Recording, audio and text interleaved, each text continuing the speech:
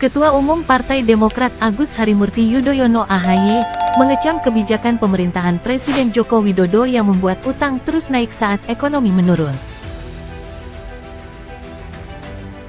AHY mengatakan pertumbuhan ekonomi stagnan selama 9 tahun terakhir. Apalagi, perekonomian tumbuh rendah di bawah janji Jokowi sekitar 7%. Sementara itu ketika ekonomi tumbuh rendah, yang meroket justru utang kita, baik utang pemerintah maupun BUMN, kata AHY dalam pidato politik yang disiarkan kanal YouTube Partai Demokrat. 9 tahun terakhir ini terjadi sejumlah kemandekan dan bahkan kemunduran serius. Pertumbuhan ekonomi menurun, jauh di bawah yang dijanjikan 7% hingga 8%. Pertumbuhan ekonomi stagnan di angka 5%, bahkan sempat anjlok ketika diterjang pandemi COVID-19. AHY mengatakan ada pihak yang menjadikan pandemi COVID-19 alasan ekonomi tumbuh rendah. Ia menyebut klaim pihak tersebut hanya separuh benar. Menurutnya, alasan itu tidak bisa dibenarkan. Ia mengatakan perekonomian Indonesia sudah stagnan sejak periode pertama Jokowi. Sebelum pandemi datang, ekonomi kita juga sudah mengalami permasalahan sehingga mesti ada sebab dan faktor yang lain di luar pandemi, ujarnya.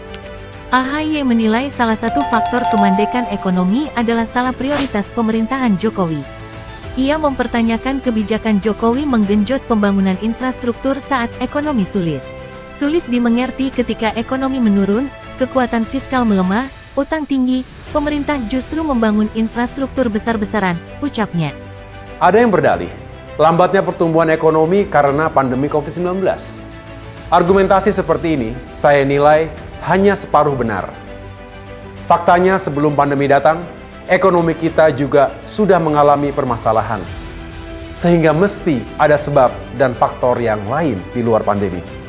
Sulit dimengerti ketika ekonomi menurun, kekuatan fiskal melemah, utang tinggi, pemerintah justru membangun infrastruktur secara besar-besaran. Apalagi sebagian proyek dan megaproyek itu tidak berdampak langsung pada kehidupan dan kesejahteraan rakyat, kata AHY menambahkan.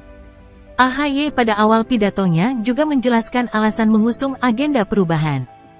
Dia menjelaskan bahwa agenda perubahan tak serta-merta menihilkan prestasi pemerintahan yang telah dirintis sejak Presiden Soekarno hingga Joko Widodo. Sebaliknya kami justru menyampaikan penghargaan kepada pemerintah atas semua kerja kerasnya. Kami yakin Presiden Jokowi dan pemerintahannya ingin berbuat yang terbaik, kata dia. Kami mendoakan kelak Presiden Jokowi bisa mengakhiri masa baktinya dengan baik, imbu dia.